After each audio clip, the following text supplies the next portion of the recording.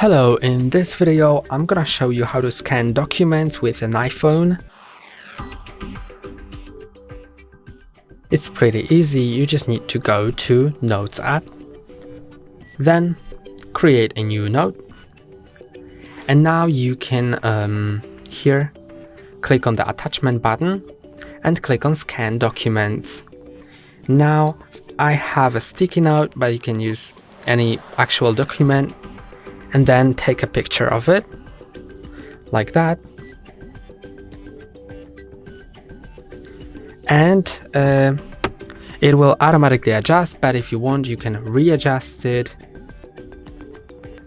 to the corners of the document, then click on Keep Scan, and now you can save it, and here is your scan. That's all for today. Don't forget to like and subscribe. See you next time.